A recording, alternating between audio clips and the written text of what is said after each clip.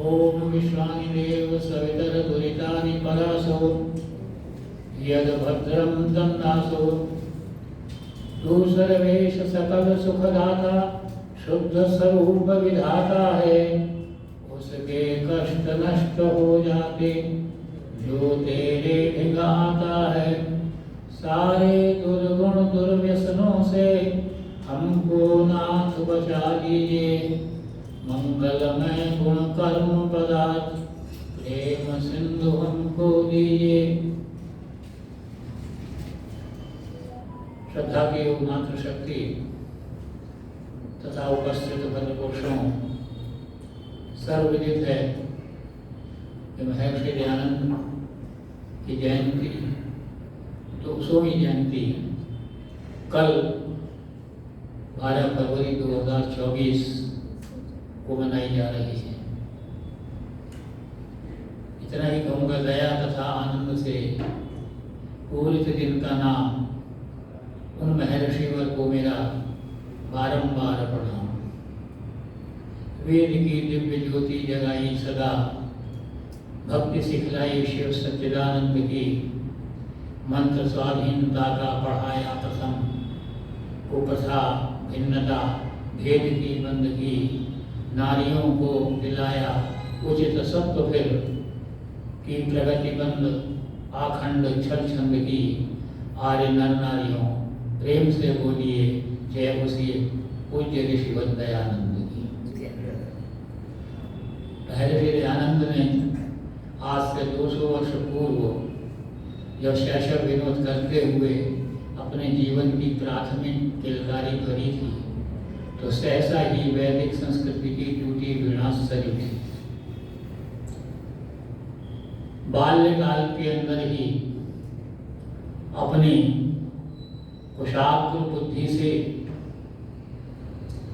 उन्होंने अपनी शिक्षा को, अपनी दीक्षा को प्रारंभ किया और तप से, स्वाध्याय से, साधना से जो वास्तविक विद्या थी उसको प्राप्त किया। और उसके उपरांत जब अपने जीवन के तप पूर्ण पथ पर प्रयाण किया तो सबसे पहले पाखंड खंडनी पताका लगाई थी, जिससे अंधविश्वास, ढोंग, पाखंड ये थर-थर कांपने लगे थे। जब समाज के पतन की ओर देखा तो समाज में जो कुरीतियां व्याप्त थीं, जो खराब गंदी परंपराएं हमारे यहाँ चल रही थीं, उनके ऊपर महर्षि दयानंद ने कुठाराघात किया। दूसरी ओर देखा कि माँ भारती पराधीनता की बेड़ियों में जकड़ी हुई सिसक रही थी। तब उन्होंने आर्यजनों को प्रेरणा प्रदान की, उद्बोधन दिए, जिससे कि आर्यजन स्वतंत्रता संग्राम के अंदर कूद पड़े अपना सर्वस्व न्यौछावर करने के लिए। स्वतंत्रता संग्राम जो चल रहा था वो 3 धाराओं में चल रहा था। एक धारा आजाद हिंद फौज की थी, दूसरी धारा वो थी जिनकी ये मान्यता थी कि हम अहिंसा के द्वारा, हम सत्याग्रह के द्वारा अंग्रेजों को भारत छोड़ने के लिए मजबूर कर देंगे। और तीसरी धारा क्रांतिकारियों की धारा थी। लेकिन तीनों धाराओं के अंदर जो स्वतंत्रता सेनानी थे उनमें अधिकांश सारे आर्य समाजी थे। तभी कांग्रेस के प्रेसिडेंट पट्टाभी सीतारमैया ने ये कहा था कि स्वतंत्रता संग्राम में भाग लेने वाले स्वतंत्रता सेनानियों में 80% से अधिक आर्य समाजी थे। और ये महर्षि दयानंद का प्रताप था। तो जब वो अपने कर्तव्य पथ पर आगे बढ़ रहे थे, युवावस्था में ही थे कि एक दुष्ट के दुष्कृत्य से बलात् ही यौवन अवस्था के अंदर ही जीवन की संध्या आके खड़ी हो गई और मौत उनके सामने मुंह बाई खड़ी थी उस संध्या काल के अंदर। लेकिन उनके चेहरे पर एक मंजू मुस्कान थी। तो इस प्रकार से उनका जीवन किस प्रकार से प्रारंभ हुआ कि जब वो शैशव अवस्था में थे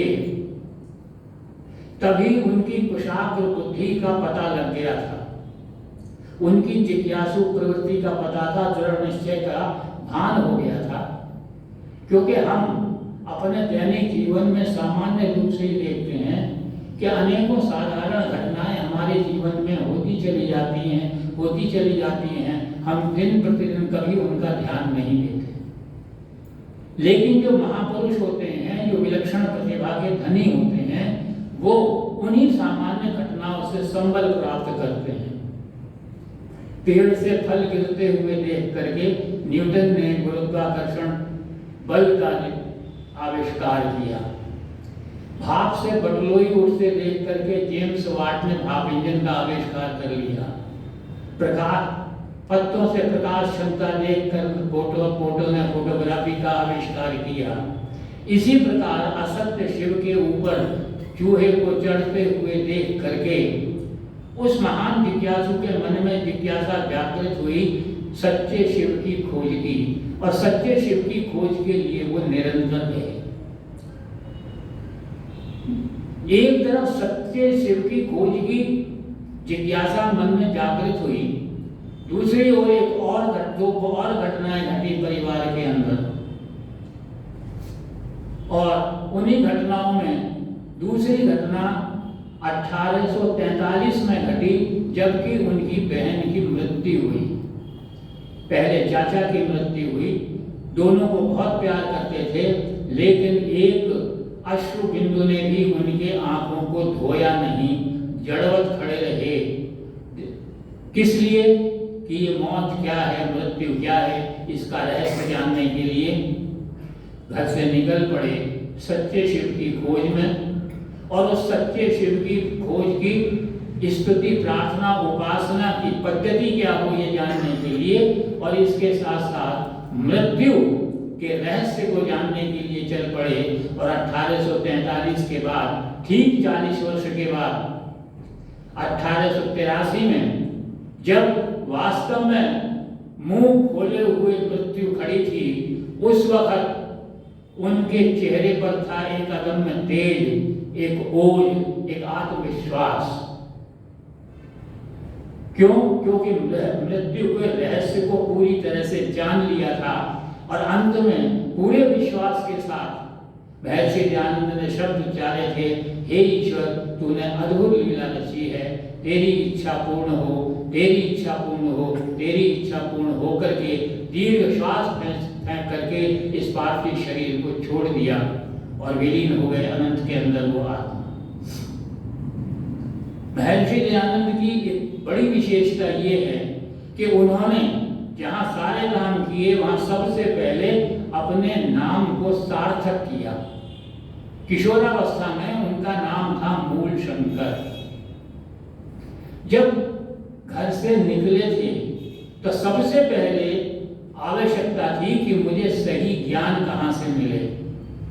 सत्य विद्या प्राप्त की और देखा कि वास्तव में सत्य विद्या कहाँ है।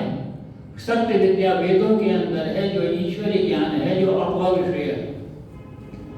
उस ज्ञान के मूल की तरफ विश्लेषण करना प्रारंभ किया, और दूसरी तरफ प्रकृति का अध्ययन किया, प्रकृति के पदार्थों का अध्ययन किया, और उन पदार्थों का अध्ययन करके उनके मूल की तरफ गए, और दोनों के मूल को देख करके ईश्वर से संबंध स्थापित करते हुए अपने नाम का जो प्रथम शब्द था मूल, उसको सार्थक किया, और आर्य समाज का पहला नियम दिया, जिसमें उन्होंने ईश्वर की परिभाषा दी कि वेद विद्या, सत्य विद्या और जो पदार्थ विद्या से जाने जाते हैं, उन सब का आदि मूल परमेश्वर है।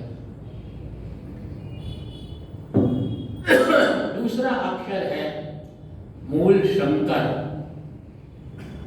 निकले ही थे वास्तव में असली शंकर की खोज के अंदर, और असली शंकर के स्वरूप का पता लगाया, ज्ञान प्राप्त किया, उसकी वास्तविक स्तुति, प्रार्थना और उपासना की पद्धति को खोजा, और खोजने के उपरांत किस प्रकार से उस परम पिता परमात्मा की स्तुति की जाए, प्रार्थना की जाए, अभिवादन किया जाए, नमस्कार किया जाए, तो ब्रह्म यज्ञ के अंदर, पद्धति के अंदर उन्होंने जोड़ा कि ईश्वर का नमस्कार करो। इसके अंदर उन्होंने शंकर, वो छंद लेकर के आए जो शंकर से युक्त था। ओम नमः शंकराय च, महेश्वराय च, नमः शिवाय च, शिवतराय च।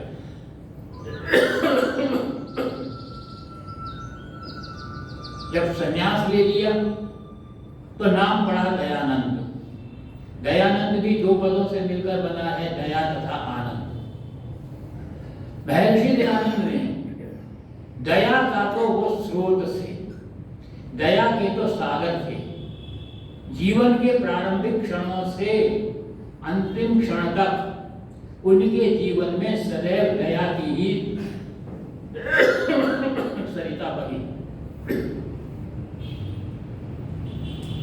दया, पूरी तरह से दया का समुद्र उनके अंदर विद्यमान था, और आनंद की, परमानंद की खोज की, और उस परमानंद की, आनंद को प्राप्त करने का मार्ग उन्होंने खोज निकाला। तो इस प्रकार से दया तथा आनंद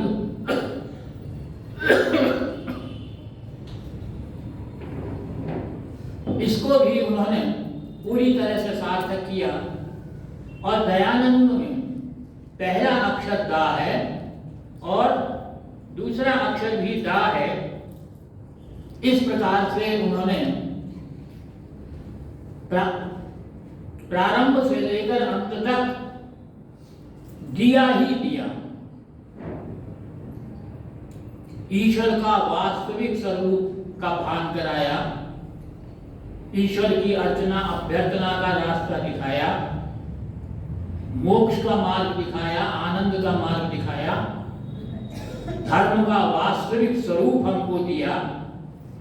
वेद के अनुसार उन्होंने धर्म की परिभाषा हमारे सामने रखी। यह तो अभ्युदय निश्रेय सिद्धि सधर्म। तो जहां आध्यात्म जरूरी है वहां भौतिक जीवन भी जरूरी है। तो भौतिक जीवन को भी, व्यक्तिगत जीवन कैसा हो, आदर्श परिवार कैसा हो, आदर्श समाज कैसा हो, यह सारी बातें उन्होंने जो है हमारा मार्गदर्शन दिया, हमको दिया ही दिया। उन्होंने हमें जीवन भर दिया, समाज के प्रत्येक क्षेत्र के अंदर दिया, जीवन के हर क्षेत्र के अंदर दिया, लेकिन हमने उनको विष दिया। महर्षि दयानंद की हम 200वीं जयंती मना रहे हैं। एक वर्ष पूर्व जब 199वीं जयंती थी, तो यह काल जो जयंती का निर्धारित किया गया, जिसको दीप ज्ञान यज्ञ के द्वारा जो है एक नाम दिया गया, इसका उद्घाटन गत वर्ष 199वीं जयंती पर हमारे देश के यशस्वी प्रधानमंत्री नरेंद्र मोदी जी द्वारा दिल्ली के अंदर किया गया था।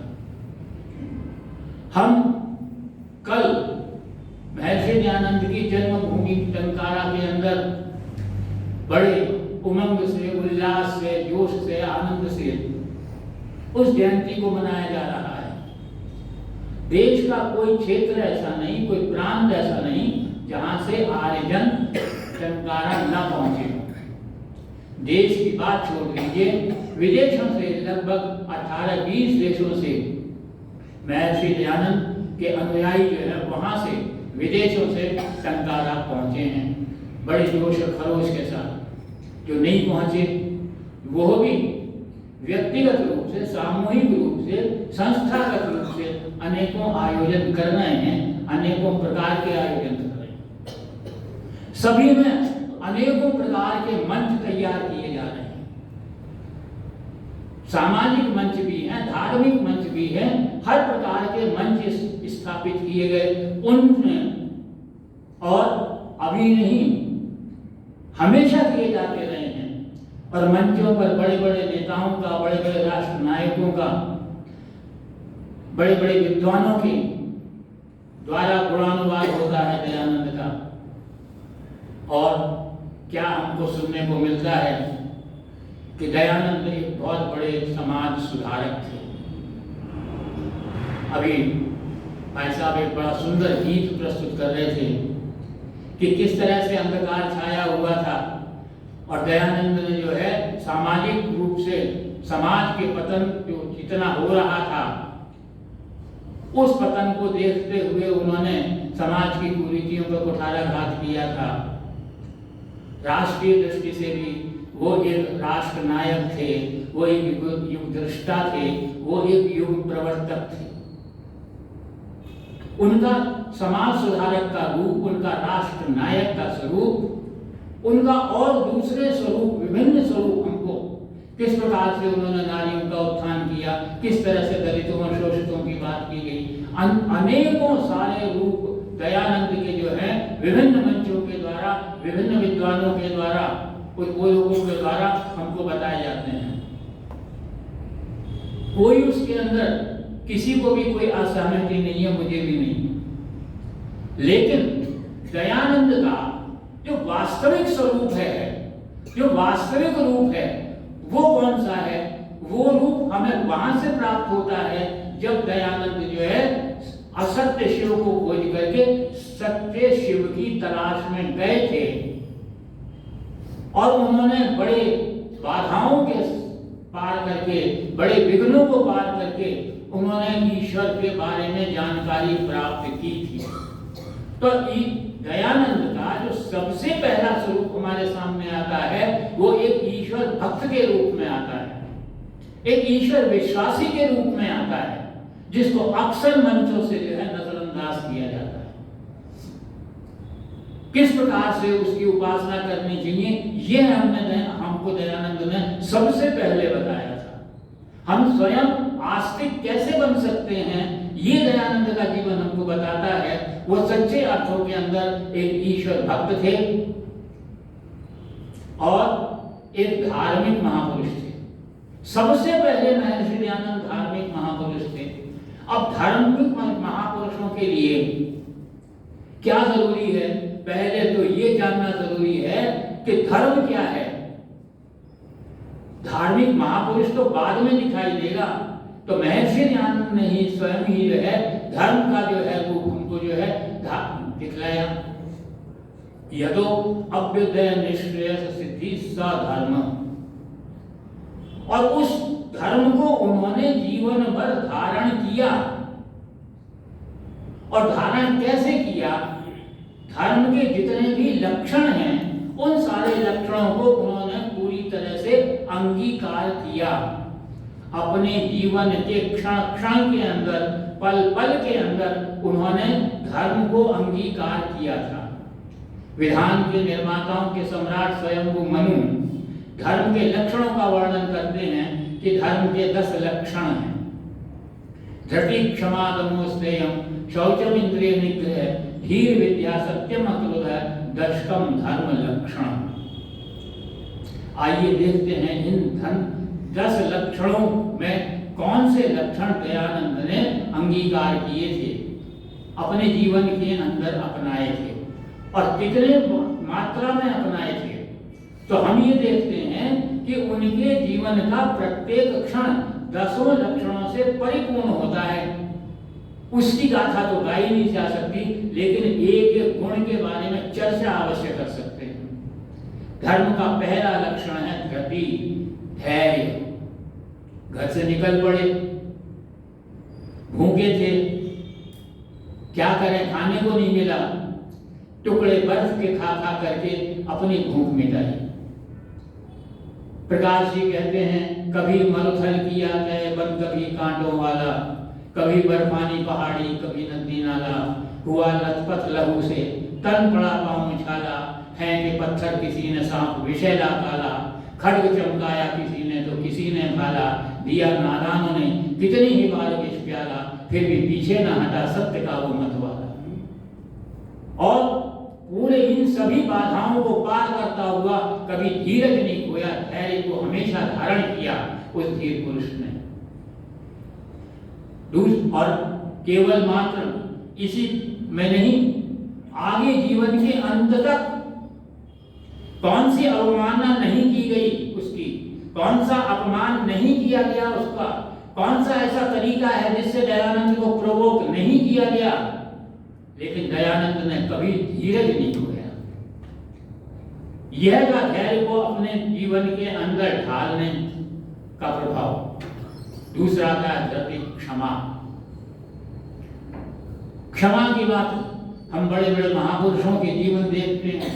एक बार जीवन में कोई घटना हो गई, क्षमा दे दिया, वो कहते हैं कि उन्होंने क्षमा को जीवन में। अरे उनको तो हमेशा उनके जीवन में षड्यंत्र रचे गए, उनके ऊपर कीचड़ फेंकी गई, पत्थर फेंके गए, लाठियां बरसाई गई, सांप फेंके गए, लेकिन उन्होंने, और साथ में यहां तक कि उनका जीवन लेने के लिए प्रयत्न किया गया और उनको 17 बार विष दिया गया, और प्रत्येक बार विष देने वाले घातक व्यक्ति को उन्होंने हमेशा क्षमादान दिया। एक घटना सुना के क्षमा की प्रकरण को समाप्त करता हूं। एक व्यक्ति आया, पान का बीड़ा दिया, महाराज जी खाइए। बोले पान तो वैसे नहीं खाना चाहिए, तुम कहते हो तो चख लेता हूं। चखा, देखा तो उसके अंदर जो है विष था। योग के प्रताप से विष को, असर को समाप्त किया। वहां के तहसीलदार उस अपराधी को पकड़ करके ले आए, स्वामी जी के आगे प्रस्तुत कर दिया। महाराज जी आपका आज का अपराधी है, इसको सजा देनी है, बताइए क्या सजा दें। महर्षि जी कहते हैं, मैं लोगों को बंधन से छुड़ाने आया हूं, बंधन में बांधने नहीं आया। और इससे बड़ी सीमा क्या होगी, जब देख लिया घातकों ने कि विष का प्रभाव इस योगी के ऊपर नहीं पड़ता, तब विष के अंदर संख्या मिलाई, कांच का पाउडर पीस करके, जो टाइनी पार्टिकल्स हैं, छोटे छोटे एटॉमिक पार्टिकल्स के रूप में कर लिया और उसको दूध में मिला करके प्रदान कर दिया। और घातक जगन्नाथ ने, महर्षि ने पिया, समझ गए, वस्तु स्थिति का पता लग गया कि अब ये कांच के छोटे छोटे कण मेरी नस और नाड़ियों को फोड़ते हुए वापस निकलेंगे, योग में इसका कोई जो है उपचार नहीं है। बुलाया जगन्नाथ को और कहा, अरे जगन्नाथ, मुझे तो अभी पता नहीं कितने काम और करने थे, सारे काम रुक गए, लेकिन अब तेरा जीवन संकट में है। महाराजा जोधपुर तुझे जीवित नहीं छोड़ेंगे, मृत्युदंड देंगे, तो तुरंत जोधपुर की सीमा से भाग जा। जोधपुर नहीं, भारत की सीमा को पार करके नेपाल चला जा। और अपने पास जो 500 रुपए की थैली रखी हुई थी, वो उसको प्रदान की कि ये साथ में लेकर जा, ताकि भूखा ना मर सके।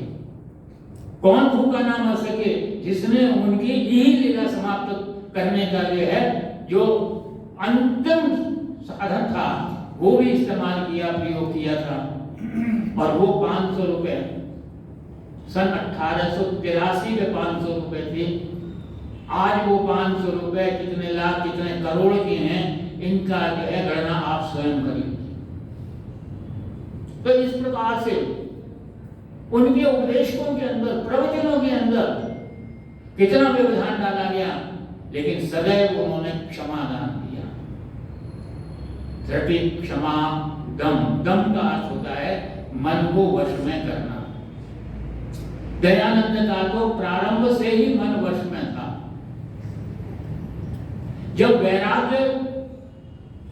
वैरागी होते देखा बेटे को, तो माता पिता ने, परिवारजनों ने सोचा क्या करें, इसका मन परिवर्तन कर देना चाहिए। कैसे मन परिवर्तन हो? भौतिक सुख सुविधाएं, वासनाएं इसके सामने रखी जाएं और उसका विवाह तय कर दिया। घर के अंदर गाने बाजे बजने लगे, मंगल गान गाए जाने लगे, वृंदगान गाए जाने लगे, वामदेव के गान गाए जाने लगे, चारों तरफ से सजाया जाने लगा, बड़े अच्छे अच्छे वस्त्र परिधान लाए जाने लगे, आभूषण लाए जाने लगे, बड़े बड़े पकवान बनाए जाने लगे, लेकिन इनमें से कोई भी चीज महज मूल शंकर के मन को प्रभावित नहीं कर पाई। तो इस प्रकार से सदैव उनका मन जो है वो नियंत्रण में रहा। जीवन की एक नहीं सैकड़ों हजारों घटनाएं मिलेंगी जब उनके मन को परिवर्तित करने का प्रयत्न किया गया, लेकिन दयानंद का मन तो उनके पूरी तरह से वश में था। तो धृति क्षमा दमो अस्तेयम, अस्तेय का अर्थ होता है चोरी ना करना, एक सामान्य अर्थ होता है, और ये गुण जो है चोरी ना करने का बहुत सारे लोगों के अंदर मिल जाएगा। लेकिन मैं इसकी व्याख्या इस प्रकार से करता हूं कि अस्तेय का अर्थ होता है धन के कारण धर्म को न त्यागना, क्योंकि धन का लोभ ही हमको हमारे मार्ग से विचलित करता है। तो महाराज उदयपुर में विराजमान थे। उदयपुर महाराणा का जो अतिथि गृह था, जो लग्न महल था, जिसमें आज हमारा वैदिक संस्कृति के दृश्य हमको देखने को मिलते हैं, एक बड़े अतुलनीय ढंग से उसको सजाया गया है। वहां महाराज ने कई महीनों विश्राम किया। सत्यार्थ प्रकाश का लेखन भी वहीं हुआ, और चूंकि लंबे समय तक वहां रहे थे, इसलिए महाराणा उदयपुर का उनका सानिध्य भी बहुत अधिक रहा। और दिन प्रतिदिन महाराणा उदयपुर की महर्षि दयानंद के प्रति श्रद्धा और भक्ति निरंतर बढ़ती गई और इस सीमा तक पहुंची कि एक दिन महाराणा उदयपुर ने कहा, महाराज मेरा ये एक लिंग का मंदिर है जिससे लाखों रुपए की आय होती है, ये भी 1875 के करीब की बात है, आय होती है। मेरी इच्छा है कि आप इसके प्रमुख महंत की गद्दी पर विराजमान हों और साथ में मेरे राजगुरु बन जाएं। महाराज ने बड़ी विनम्रता के साथ लेकिन बड़े दृढ़ शब्दों से कहा, महाराज आपके राज्य को मैं एक दौड़ में पूरा कर सकता हूं, लेकिन उस परमपिता परमात्मा के राज्य से बाहर कैसे जा सकता? यह का वास्तविक अस्तेय का रूप जो महर्षि दयानंद का हमारे सामने आता है। धृति क्षमा दमो अस्तेयम, शौचम इंद्रिय निग्रह। शौच कहते हैं शुद्धता को, पवित्रता को, शारीरिक पवित्रता होती है, लेकिन इसके साथ साथ मन की पवित्रता होती है, बुद्धि की पवित्रता होती है, अंतःकरण की पवित्रता होती है, आत्मा की पवित्रता होती है। और दयानंद बाहरी तथा आंतरिक पूरी प्रकार से, हर प्रकार से पूर्ण रूप से पवित्र थे, शुद्ध थे। बिल्कुल उनके मन में कोई कलुषता कालिमा थी ही नहीं। एक बार गंगा की रेती के ऊपर कुटिया बना करके स्वामी जी रह रहे थे। पास में एक और साधु महाराज थे, वो मूर्ति पूजक थे, ये मूर्ति पूजा का खंडन करते थे। वो रात दिन उनको कुछ ना कुछ कहते रहते थे, परेशान करते थे, अपशब्द कहते थे, गालियां देते थे, और विशेष रूप से तब करते थे जब महर्षि साधना में होते थे, समाधि अवस्था में होते थे, या कोई अनुष्ठान कर रहे होते थे। एक बार महर्षि के कुछ श्रद्धालु एक टोकरे में फल भर करके लाए और स्वामी जी के आगे जो है उन्होंने समर्पित किए। स्वामी जी ने सारे फल टोकरे से निकाल दिए और उनमें से छांट के जो सबसे अच्छे फल थे, सबसे रसीले थे, सबसे स्वादिष्ट थे, वो पहले निकाल के टोकरे में रखे और कहा, इस टोकरे को अब बराबर में जो साधु महाराज रहते हैं उनको दे आओ। सब कहने लगे, महाराज क्या बात करते हैं, रात दिन आपको गाली मिलते हैं, आपकी निंदा करते हैं, व्यवधान डालते हैं, आपको परेशान करते हैं, उनको फल देंगे? बोले हाँ, देकर के आओ। बाध्य किया और वहां गए तो वहां के महाराज दयानंद स्वामी ने ये फल भिजवाए हैं आपके लिए। बोले तुम्हें गलती हो गई है, किसी और को भिजवाए होंगे, मैं तो रात दिन उनको परेशान करता हूँ, बकवास करता हूँ उनके लिए। कि नहीं महाराज, आपके लिए ही भेजे हैं। आंखों का पर्दा हट गया, एक ग्लानि हृदय में आई उस साधु के, आया और महाराज से क्षमा मांगी और क्षमा मांग के चरण स्पर्श करके चला गया। यह था उनके हृदय की पवित्रता और शुद्धता, मन की पवित्रता और शुद्धता। दयानंद पूना के अंदर व्याख्यान हो रहे थे। जस्टिस गोविंद महादेव गोविंद रानाडे ने आयोजन किया था। अंतिम दिवस में सोचा स्वामी जी का जुलूस निकालेंगे, जुलूस निकालेंगे, योजना बना ली। एक दिन पहले बारिश हो गई। अब हमारे आज के जो मिनिस्टर हैं गडकरी की तरह से पहले इतनी बड़ी बड़ी सड़कें तो हाईवे और एक्सप्रेस वे तो थे नहीं, अच्छी सड़कें नहीं थी, सारी कच्ची सड़कें थी, क्योंकि पतन के गर्त में था, गरीबी के गर्त में था देश हमारा। कोई सुख सुविधा नहीं थी, आवागमन की सुविधा नहीं थी, चारों तरफ कीचड़ ही कीचड़ हो गई। फिर भी योजना थी कि जुलूस तो निकालेंगे स्वामी जी का। जुलूस निकाला। जुलूस निकालते ही क्या हुआ, विरोधियों ने कीचड़ फेंकनी शुरू कर दी, पत्थर फेंकने शुरू कर दिए। सारे पत्थर ऊपर ऊपर उनके फेंकने लगे। एक और काम किया, एक व्यक्ति को लिया, उसका सर मुंडवा दिया, सर मुंडवा के उसका चेहरा काला कर दिया, उसके गले में जूतों का हार डाल दिया, उसको गधे पर बैठा दिया और एक पट्टिका उसके गले में डाल दी जिस पर लिखा हुआ था दयानंद। भक्तजन बहुत दुखी हुए। एक भक्त ने कहा, महाराज लोग आपको जो है आपकी निंदा कर रहे हैं, आपको गालियां दे रहे हैं। स्वामी जी ने कहा, जब थक जाएंगे तो चुप हो जाएंगे, चिंता की क्या बात है। दूसरे ने कहा, महाराज वो आपको नीच बता रहे हैं। तो बोले, अरे यही तो मैं कह रहा हूँ, मेरे सिद्धांत का प्रतिपादन कर रहे हैं। मैं भी तो कहता हूँ जन्मतः जायते शूद्रः संस्कारात् विद्यते। अरे जन्म से सारे ही शूद्र होते हैं, अपने संस्कारों से, अपने स्वभाव से, अपने कर्म से द्विज बनते हैं। जो मैं कहता हूँ वो कह रहे हैं, तुम चिंता क्यों करते। एक भक्त बोला, महाराज उन्होंने तो सीमा ही पार कर दी। एक आदमी को ऐसे ऐसे उसको जो है गंजा कर दिया, मुंह काला कर दिया, गले में हार डाल करके बैठा दिया गले के ऊपर और कहते हैं ये दयानंद है। तो महाराज कहते हैं, असली दयानंद कौन है? कि महाराज असली दयानंद तो आप हैं। तो बोले, नकली दयानंद की ऐसी दुर्गति और दुर्दशा होनी ही चाहिए। एक बहुत बड़े उपदेशक हुए हैं, मेरे तो बहुत ही फेवरेट थे वो कुंवर सुखलाल जी।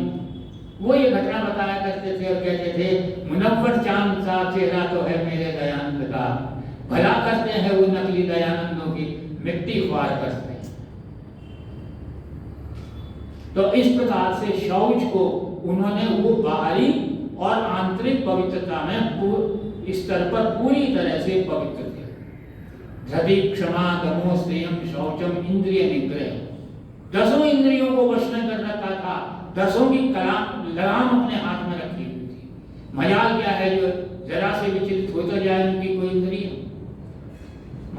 दंडी विरजानंद से शिक्षा प्राप्त कर रहे थे, साधना करने बैठ गए।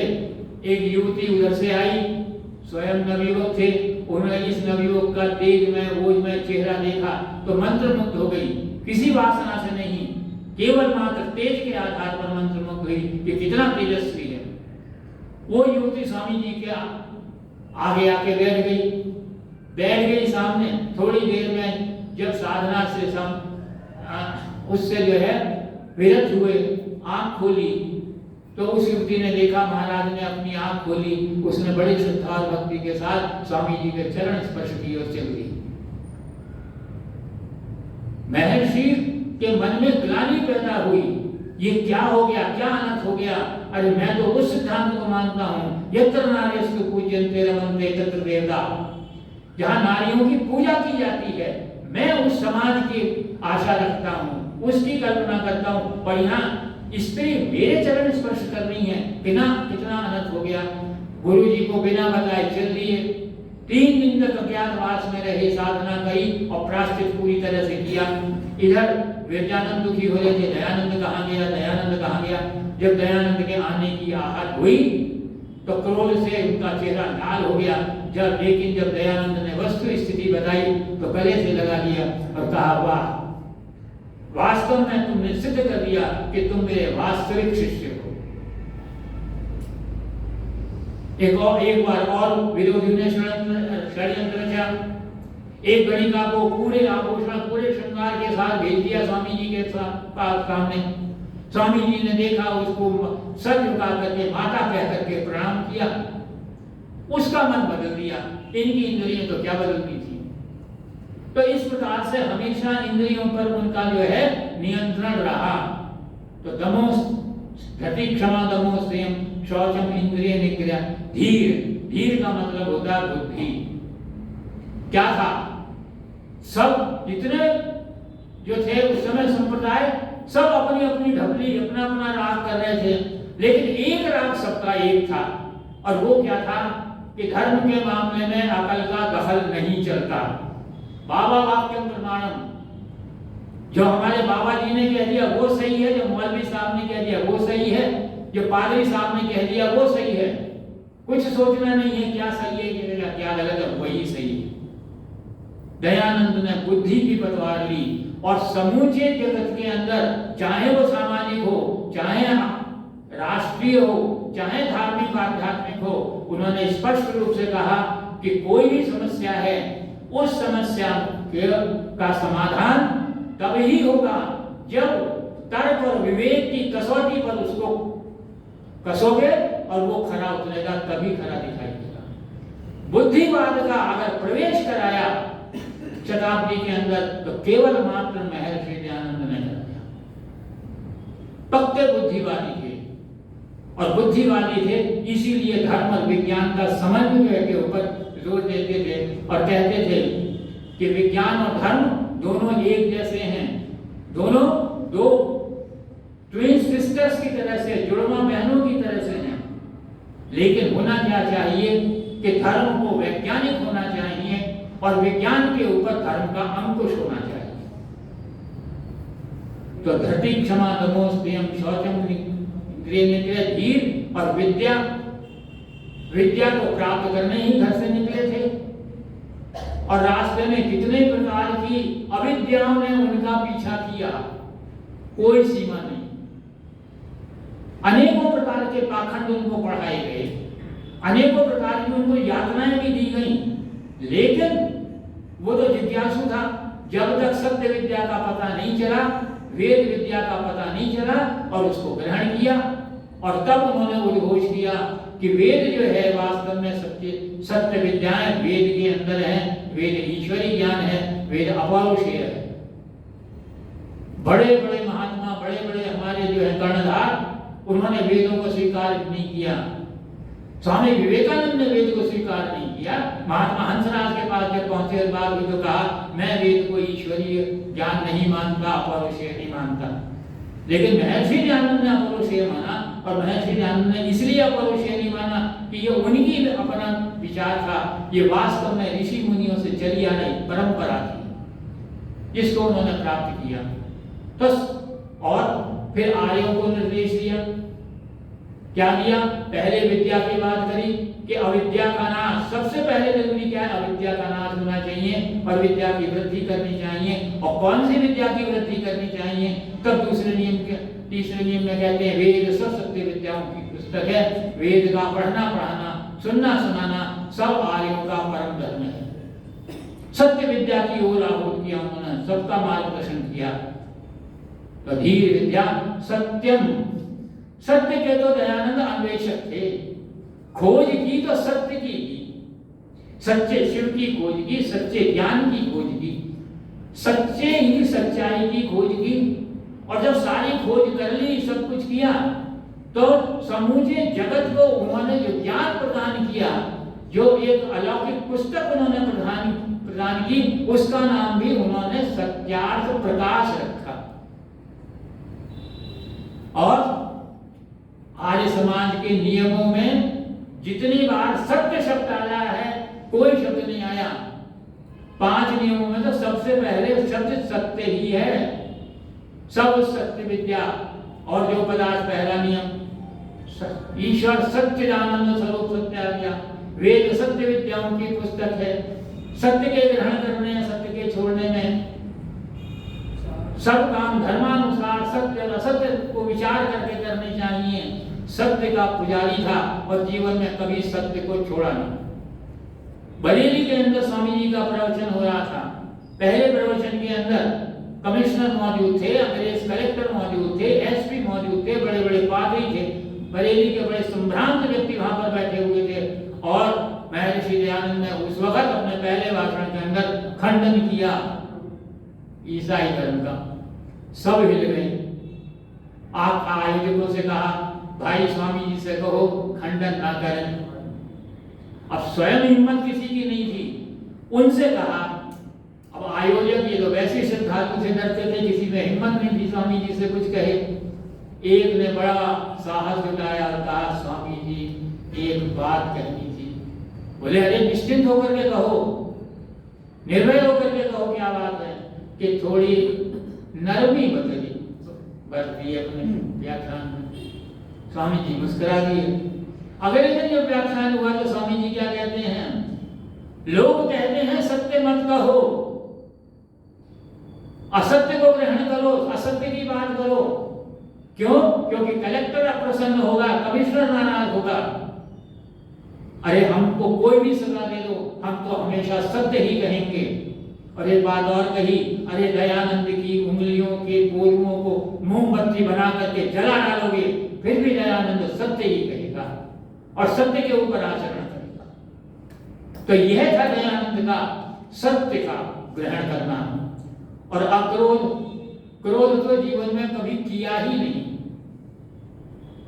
अमृतसर में भाषण देना था, बराबर में पाठशाला थी, पाठशाला के अध्यापक मूर्ति पूजक थे, स्वामी दयानंद के विरोधी थे। बच्चों से कहा, बच्चों कल अपने बस्ते में पुस्तकें, किताबें, कापियां मत लाना, थोड़े ईंट पत्थर, कंकड़ पत्थर भर करके लाना। अब बच्चों को क्या लेना देना? गुरुजी ने कहा भर रहा है। अब भर रहा है, बोले आज एक साधु आएंगे, अपना व्याख्यान देंगे। जैसे ही व्याख्यान देना प्रारंभ करें, उनके ऊपर जो है ये कंकड़ पत्थर बरसाने शुरू कर देना, मैं तुम्हें जलेबी खिलाऊंगा। बच्चों को और क्या चाहिए? जलेबी मिल जाए तो। भोले भाले होते हैं, बच्चे मन के सच्चे होते हैं। तब उनके ऊपर पथराव करने लगे। दयानंद को क्रोध नहीं आया। बच्चों के पास गए, बच्चों को शिष्टाचार की शिक्षा दी, बड़ों से कैसे व्यवहार किया जाता है। बच्चों, इसमें तुम्हारा भला है, तुम उन्नति करोगे, ये करोगे, सब उन्होंने मनोवैज्ञानिक तरीके से बच्चों से जो है वो डीलिंग करी। बच्चे प्रसन्न हो गए, बोले अच्छा अंत में ये बताओ, ये तुमने किया क्यों? बोले जी जलेबी खाने को मिलेंगे। बोले इतनी सी बात है। सेवक को कहा, जाओ बच्चों को ला करके खूब सारी मिठाई खिलाओ। कहीं क्रोध का नाम निशान नहीं था, कहीं त्योरियां नहीं चढ़ी दयानंद की। अरे कर्णवास में राव कर्ण सिंह से वार्ता हो रही थी, इसी मूर्ति पूजा के ऊपर वार्ता हुई और क्रोध में कर्ण, वो तो राठौर थे, क्षत्रिय थे, क्रोध आया, म्यान से तलवार निकाल ली। स्वामी जी ने बढ़ करके तलवार छीन ली, तलवार के दो टुकड़े करके एक तरफ फेंक दिया और बड़ी प्रसन्न मुद्रा के अंदर राव कर्ण सिंह को जो है वो आत्मा की अमरता का उपदेश दिया। यह है वास्तविकता, जो उन्होंने धर्म के सारे लक्षणों को अपने जीवन के अंदर पूरी तरह से अंगीकार किया था। इसीलिए सबसे पहले दयानंद सबसे अनुपम, सबसे अतुलनीय धार्मिक महापुरुष हैं। मंचों पर भूल जाते हैं दयानंद की धार्मिकता को। कल मैंने पूरा जो आयोजन हो रहा था टंकारा में, लाइव प्रसारण था, देखा। हमारे सार्वदेशिक सभा के प्रधान का बड़ा अच्छा भाषण हुआ। स्वामी दयानंद की सारी सामाजिकता, सारी राष्ट्रीयता उड़ेल के रख दी उन्होंने अपने जीवन के अंदर, लेकिन कहीं दयानंद की धार्मिकता दिखाई नहीं, दयानंद की ईश्वर भक्ति दिखाई नहीं देती, जबकि वो सबसे बड़े ईश्वर भक्त थे, वास्तविक ईश्वर भक्त थे। बहुत सारे भाषण हुए, कई भाषण हुए। हमारे जो मुख्य अतिथि थे गुजरात के राज्यपाल, उनका भी हुआ। खैर, उन्होंने तो विषय ही दूसरा दिया था कि आर्य समाज का प्रचार और प्रसार किस प्रकार से हो, किस प्रकार से हम दयानंद की ध्वजा को लेकर के आगे बढ़ सकते हैं। आज के इस तकनीकी युग में अनेकों घोषणाएं भी, लेकिन एक सामान्य स्थिति बता रहा हूं। दयानंद की सबसे बड़ी विशेषता ये है कि दयानंद में विश्व के समस्त महापुरुषों के जीवन की झांकी दिखाई देती है। मैं ये कहने नहीं जा रहा किसी महापुरुष में कौन सी कमी थी, मैं उनकी श्रेष्ठता की बात करता हूं। मर्यादा पुरुषोत्तम श्री राम आजकल सबसे ज्यादा चर्चा के अंदर है, क्योंकि अभी पिछले महीने उनके मंदिर का जो है वो उद्घाटन हुआ है। हमने भी पूरा समर्थन दिया, आज समाज ने पूरा समर्थन दिया उसके अंदर। तो क्या विशेषता है राम की? राम के जीवन को देखें तो जब राम वनवास में गए तो एक वनवासी राम के रूप में गए, एक युवराज के रूप में गए, एक राजकुमार के रूप में राम गए।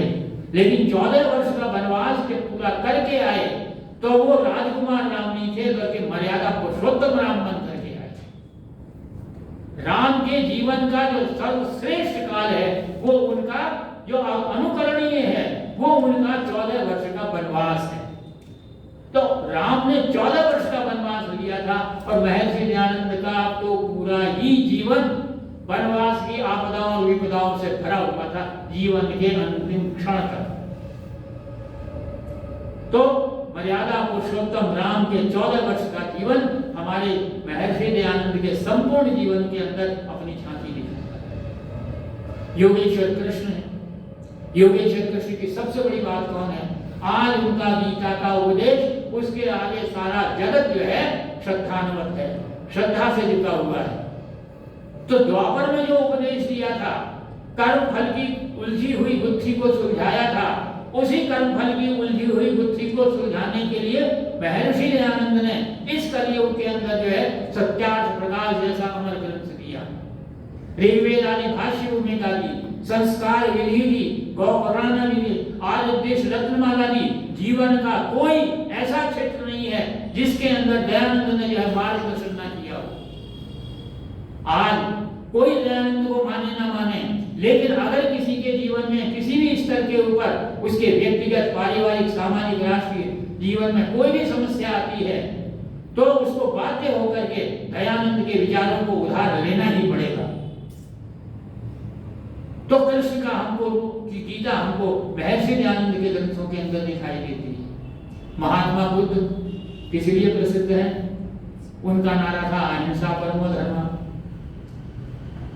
महर्षि दयानंद ने धर्म के 10 लक्षणों का जहां वर्णन किया है, साथ में कहा है ये 2 लक्षण तो हैं ही, लेकिन इनके साथ साथ एक बहुत बड़ा लक्षण है और वो है अहिंसा। अहिंसा को जीवन में धारण करना चाहिए। अहिंसा परमो धर्म को उन्होंने पूर्णतः अपनी स्वीकृति प्रदान की। और वास्तविक अहिंसा क्या है इसकी व्याख्या करके दी। तो बुद्ध का जो अहिंसा है वो बिना वेद ज्ञान के और बिना ईश्वर विश्वास के निर्जीव प्रतीत होता है, लेकिन महर्षि दयानंद ने अहिंसा को जो है वो वेद के आधार प्रदान करके, ईश्वर विश्वास का आधार प्रदान करके उसको एक नया जीवन प्रदान किया अहिंसा को। आज सबसे बड़ा संप्रदाय कौन सा है? सबसे बड़ा संप्रदाय है ईसाइयों का विश्व के अंदर। जीसस क्राइस्ट क्या कहते हैं? किस बात को ईसाइयों कहते हैं जीसस क्राइस्ट का आदर्श वाक्य? अगर कोई दाहिने गाल पर चपत मारे तो बायां भी आगे करो। फिर चपत मारने वाली बात कही, लेकिन दयानंद ने तो जीवन में कितनी बार विषपान करके जो है हमेशा ही घातक को क्षमादान दिया, हमेशा ही षड्यंत्रकारी को क्षमादान दिया। कोई उसकी सीमा नहीं है। जीवन के हर क्षण के अंदर, हर पल के अंदर कोई ना कोई ऐसी घटना दिखाई देती है। उसके बाद दूसरा संप्रदाय है इस्लाम का। इस्लाम के प्रवर्तक मोहम्मद साहब का सर्वश्रेष्ठ बात क्या है? जैसा कि मौलाना और मौलवी कहते हैं, वो कहते हैं हम एकेश्वरवाद पे विश्वास करते हैं। महर्षि दयानंद भी एकेश्वरवाद पे विश्वास करते हैं। बोले हम मूर्ति पूजा को नहीं मानते, महर्षि दयानंद भी मूर्ति पूजा का खंडन करते हैं। लेकिन उस एकेश्वरवाद की बात करने वाले मोहम्मद साहब किस प्रकार से अपनी बात को मनवाते हैं, किस प्रकार से मूर्ति पूजा करने वालों का रक्त बहाते हैं, गर्दनें काटते हैं, जनेऊओं को जलाते हैं, किस प्रकार से हत्याएं करते हैं, किस प्रकार से रक्त बहाते हैं, किस प्रकार से दबाव डालते हैं, कितने अनाचार और अत्याचार करते हैं, इन सब के द्वारा मूर्ति पूजा का खंडन करना मोहम्मद साहब और उनके अनुयायियों को ही शोभा दे सकता है। महर्षि दयानंद ने मूर्ति पूजा का खंडन किया था, मूर्तियों का, मंदिरों का कभी खंडन नहीं किया। और मूर्ति पूजा का खंडन करते हुए वक्त महर्षि दयानंद ने क्या किया, कहीं कोई मूर्ति मंदिरों की तो रक्षा की हमेशा दयानंद के अनुयायियों ने, लेकिन मूर्ति पूजकों के द्वारा उनको बना वैज्ञानिक तरीके से समझा करके, उनका हृदय परिवर्तन करके, उनके स्वयं के हाथों से मूर्तियों को नदियों में, गंगा जी में प्रवाहित करने का साहस और क्षमता यदि किसी में थी तो महर्षि दयानंद। एक और पंथ है जो हिंदुओं का रक्षक कहा जाता है, खालसा पंथ। खालसा पंथ के चलाने वाले थे गुरु गोविंद सिंह। अद्वितीय व्यक्तित्व था, अपना पूरा परिवार झोंक दिया धर्म की रक्षा के लिए। लेकिन सर्वश्रेष्ठ वाक्य कौन सा है गुरु गोविंद सिंह का? 1.25 लाख से एक लड़ाऊं, चिड़ियों से मैं बाज लड़ाऊं, तब गुरु गोविंद सिंह नाम कहाऊं। गुरु गोविंद सिंह 1.25 लाख से एक को लड़ाने की बात करते हैं, लेकिन महर्षि दयानंद लाखों के आगे अकेला खड़ा होकर के उनसे मुकाबला करता है, मोर्चा लेता है। एक नहीं, पूरे जीवन भर मोर्चा लिया। तो एक प्रकार से गुरु गोविंद सिंह के जो वाक्य है उसको जीवन के अंदर धारण किया, तो केवल मात्र महर्षि दयानंद ने धारण किया। विचारों की ओर चलते हैं। आजकल लोग किसको पसंद करते हैं? टॉल्स्टॉय को पसंद करते हैं। टी.एल. वासवानी कहते हैं कि Tolstoy was a mighty thinker. He was greater than Dayanand as an artist, but Dayanand was greater than Tolstoy as regards willpower and tapasya. तो हम देखते हैं संसार का कोई महापुरुष ऐसा नहीं है जिसके सर्वश्रेष्ठ गुणों का महर्षि दयानंद ने अपने जीवन के अंदर अंगीकार न किया। उन्होंने वो जो साहस किया था, अंग्रेजों के समय के अंदर क्या विशेषता थी? भारत में कोई गौशाला नहीं थी, स्लॉटर हाउसेस थे, वधशालाएं थी। उस समय हिंदुस्तान के अंदर पहली अगर गौशाला स्थापित की तो महर्षि दयानंद ने की। रोग, दुनिया भर के रोग फैलते थे, लोग मृत्यु को प्राप्त हो जाते थे, जवानी में मृत्यु, बाल विवाहों से थोड़े दिनों के बाद ही जो है मृत्यु प्राप्त कर लेते थे। क्या परिणाम था? अनाथों की एक बहुत बड़ी फौज पैदा हो गई। अब उनके लिए कौन सा स्थान था? चर्च का जो ऑर्फनेज होता है, चर्च का अनाथालय उनके लिए स्थान था, क्योंकि वहां पर सारे अनाथ जाएंगे और ईसा मसीह की शरण में उनको ले लिया जाएगा। महर्षि दयानंद वो व्यक्ति था जिसने सबसे पहला अनाथालय फिरोजपुर के अंदर जो है स्थापित किया। दयानंद वो व्यक्ति था जिसके अंदर स्वतंत्रता दी। किस बात की स्वतंत्रता? वेद पढ़ने की सबको स्वतंत्रता दी। अभी अभी आपको सुनने को मिलता है कि महिलाओं को जो है गायत्री मंत्र का अधिकार नहीं। महर्षि दयानंद ने तो सबको वेद का अधिकार दिया था, सबको धर्म का अधिकार दिया था, सबको यज्ञ का अधिकार दिया था, सबको शिक्षा का अधिकार प्रदान किया था। जिस नमक के कानून की लोग बात करते हैं, अरे उससे 40-45 वर्ष पूर्व ही महर्षि दयानंद ने नमक का आंदोलन चलाया था। अदालत की स्टाम्प ड्यूटी के खिलाफ उन्होंने मोर्चा लिया था और कहा था किसी गरीब को है कि महारानी विक्टोरिया कहती है सबको न्याय देंगी, पहले न्याय को जो है निःशुल्क रूप से प्रदान किया जाना चाहिए, स्टाम्प ड्यूटी खत्म होनी चाहिए।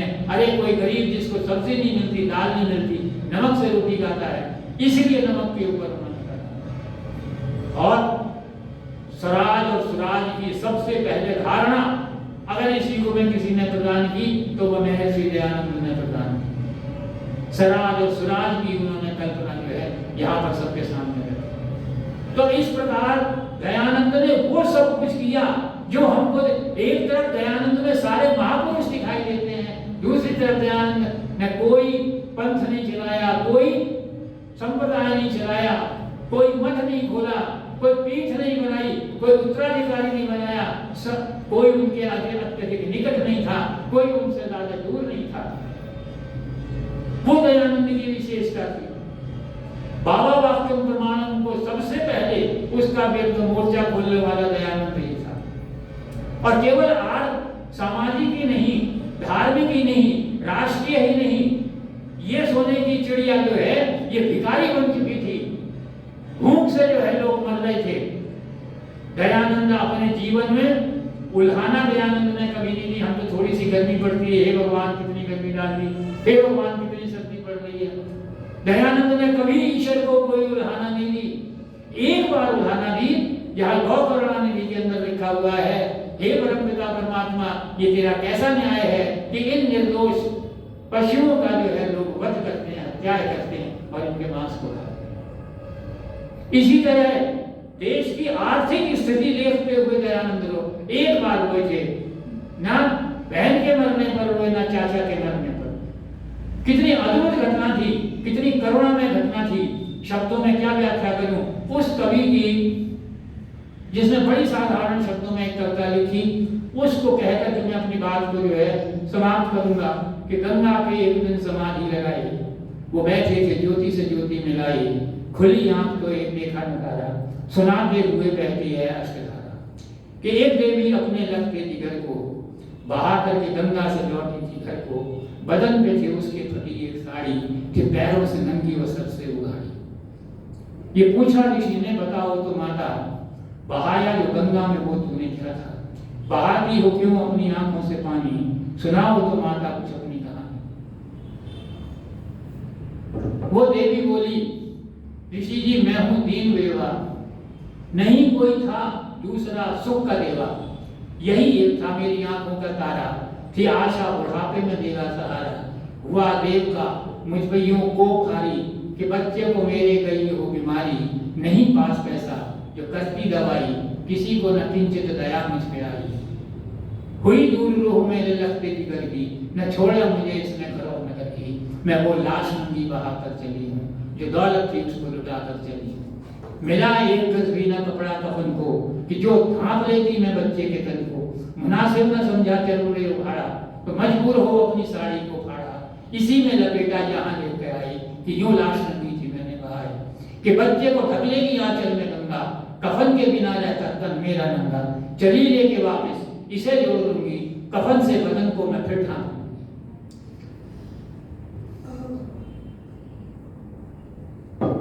सुनी जो ऋषि ने ये दुख की कहानी, नहीं रुक सका उनकी आंखों का पानी, न बहना की मृत्यु पे आंसू बहाए, चचा भी मरे तो नहीं डगमगाए, वतन की गरीबी पे रोए इतना कि चेतक के मरने पे प्रताप इतना। आदमिक दृष्टि से देखा जो ऐसे, वतन की गरीबी करूं दूर कैसे, तो मुक्ति के साधन पे ठोकर लगाई, वो दर्द वतन की बना फिर दवाई, गरीबी हटाने की कर दी तैयारी, वो हंस हंस के विष पी गया बताएं तुम्हें जो की थी नसीहत, सुनाएं तुम्हें जो की थी वसीयत, कि चिता पे न मेरी समाधि लगाना, नहीं खाक मस्तक पे मेरी लगाना, नहीं खाक गंगा में मेरी बहाना, किसी कृषक के खेत में गिराना, मेरी खाक ये खाद का काम देगी, कृषक बेचारे की खेती बढ़ेगी। कहां तक करूं उसकी नीति का वर्णन कि एक चिट्ठी लिख करके भेजी थी जर्मन कि कुछ बच्चे भेजें शरण में तुम्हारी, वहां जाके सीखेंगे तकनीक सारी।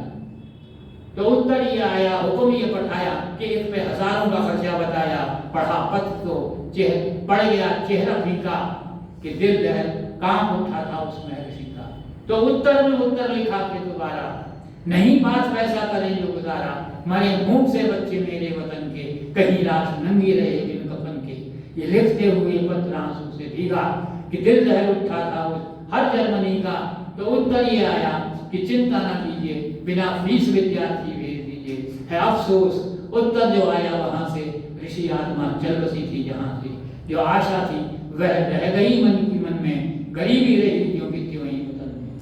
सुनाई जो हमने ये दुख की कहानी, अमर उस ऋषि की अमर ये कहानी। यह दूरदर्शिता थी दयानंद के अंदर। आज बहुत विकास हो रहा है, बड़ी विकास की जो है बातें की जाती हैं, प्रगति हो रही है, ये सुविधाएं हैं, वो सुविधाएं हैं, विज्ञान ने ये कर दिया, वो कर दिया, आज हमारे पास धन है, ऐश्वर्य है, सुख है, शक्ति है, सब कुछ है, लेकिन आनंद नहीं है, क्योंकि हमारे साथ दयानंद है।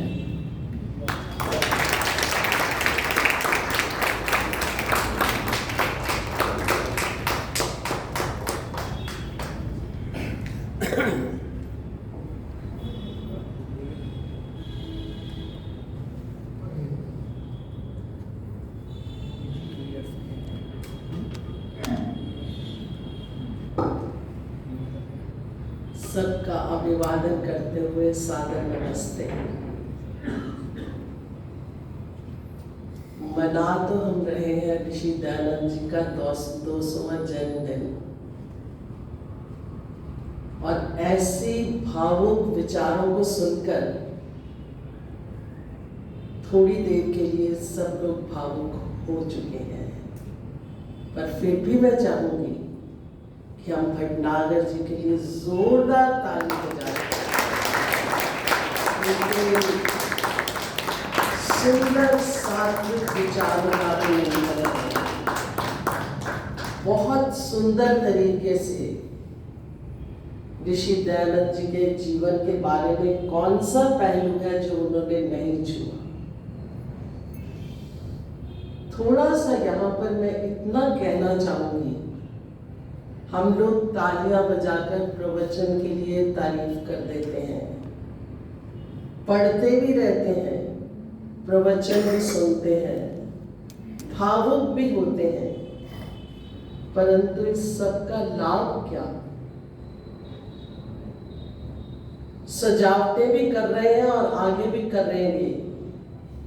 असली सजावट तब होगी जब ऋषि दयानंद के उस सत्य, छोटा सा शब्द सत्य जो इतना गहरा शब्द है, उसको हम थोड़ा थोड़ा अपने व्यवहार में लाना शुरू करें।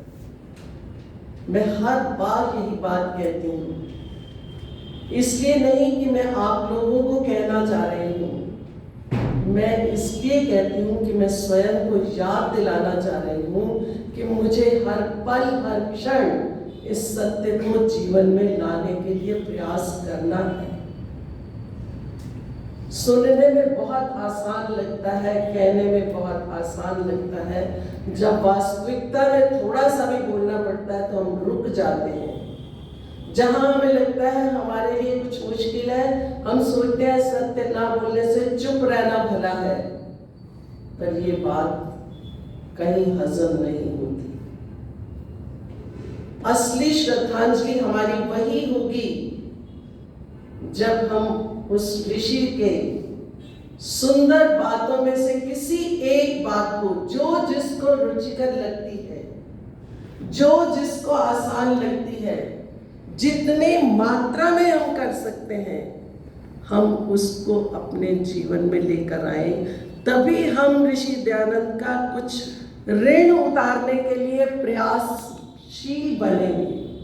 प्रयासरत तो बहुत दूर की बात है, एटलीस्ट हम प्रयत्न तो करें, हमारे में और दूसरों में कुछ फर्क तो हो कि आगे समाज में जो लोग आ रहे हैं, हम केवल प्रवचन सुनकर घर नहीं चले जाते, हम उसको अपने व्यवहार में जरूर लेकर आए। बहुत अच्छा बताया भटनागर जी ने कि ऋषि दयानंद ने दिया ही दिया, दिया ही दिया, और स्वयं भी वो क्या बने? दिया। दिया का अर्थ दीपक, प्रकाश दिया, ज्ञान का प्रकाश दिया। और अफसोस कि हमने उनको क्या दिया? हमने विष दिया। हो गया जो हो गया, अब उसी विष को अगर हम अमृत बनाना चाहते हैं तो हमें अपने व्यवहार में, अपने चरित्र में, अपने क्रियात्मक जीवन में उनके कुछ अंश के रूप में उन बातों को लाना होगा। बेहतर है हम यही इसी क्षण कुछ ना कुछ प्रण करें, स्वयं से करें और दूसरे को जरूर बताएं, नहीं तो अंदर की बात वही रह जाती है कि मैंने किसी को बताया तो था नहीं, मैं नहीं करता तो क्या फर्क पड़ता है। छोटी छोटी प्रतिज्ञाएं करके अपने को आगे बढ़ाना है। परिवर्तन हमने स्वयं में लाना है और उसी से ही समाज में परिवर्तन आएगा। इन्हीं शब्दों के साथ आपके प्रेरणादायक शब्दों के लिए मैं नागर जी बहुत बहुत धन्यवाद करती हूँ। आपके सुंदर स्वस्थ दीर्घ जीवन की कामना समाज की तरफ से और अपनी तरफ से करती हूँ। आपका बहुत बहुत धन्यवाद।